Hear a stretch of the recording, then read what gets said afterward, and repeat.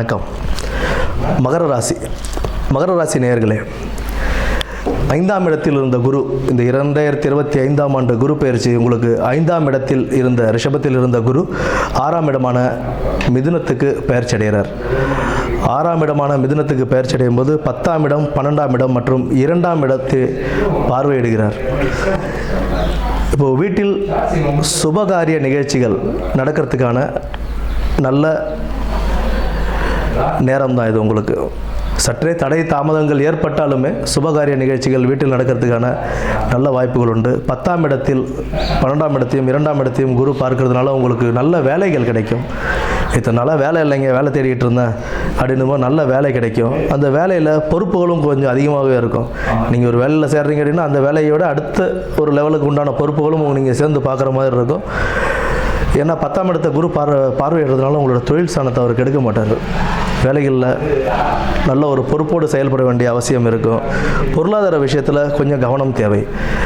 பண வருமானம் வருது அப்படின்றதுக்காக தேவையில்லாத வீண் செலவுகள், விரயங்கள் செய்கிறது அதெல்லாம் தவிர்த்துட்டு வரக்கூடிய வருமானத்தை எப்படி சேமித்து வச்சு நம்மளோட ஃப்யூச்சருக்கு அதை எப்படி யூஸ் பண்ணிக்கலாம் அப்படின்ற தாட்டோடு நீங்கள் இருந்தீங்க அப்படின்னா இந்த பொருளாதார வளர்ச்சி உங்களுக்கு ஒரு நல்ல வாழ்க்கையில் ஒரு நல்ல வழியை உங்களுக்கு காண்பித்து கொடுக்கும்.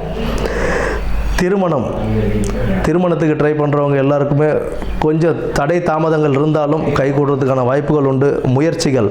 முயற்சிகளை கைவிட வேண்டாம். முயற்சி திருவினையாக்கும் அப்படின்ற மாதிரி முயற்சிகள் கைவிடாமல் நீங்கள் பார்த்துட்டே வந்தீங்க அப்படின்னா அதில் உள்ள வெற்றி வாய்ப்புகள் உங்களோட கடின உழைப்பால் தாமதப்படாமல் நல்லபடியாகவே கைகூடும்.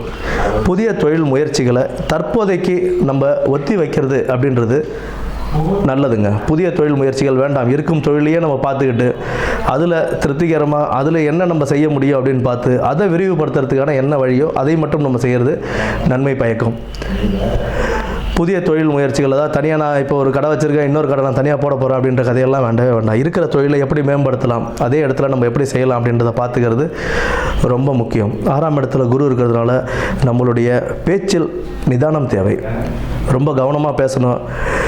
எந்த ஒரு இதுவும் வந்துட்டு நம்ம எடுத்தோம் கவுத்தோன்னு பேசாமல் நிதானமாக யோசனை பண்ணி நம்ம பேசும்போது அதுக்கு உண்டான பலன்கள் நமக்கு நிச்சயமாகவே கிடைக்கும்.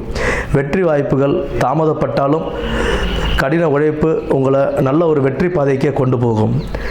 பொருளாதாரம், கல்வி, இந்த விஷயத்தெல்லாம் கொஞ்சம் கவனத்தோடு செயல்பட்டு நீங்கள் நல்ல ஒரு வாய்ப்பாக இந்த குரு பயிற்சியை பயன்படுத்திக்கலாம். ஆக சற்றே கவனத்துடன் செயல்பட்டு நல்ல ஒரு பலன்களை பெற இந்த குரு பயிற்சி உங்களுக்கு நல்ல வாழ்க்கையை அமைத்து தரும். நன்றி, வணக்கம்.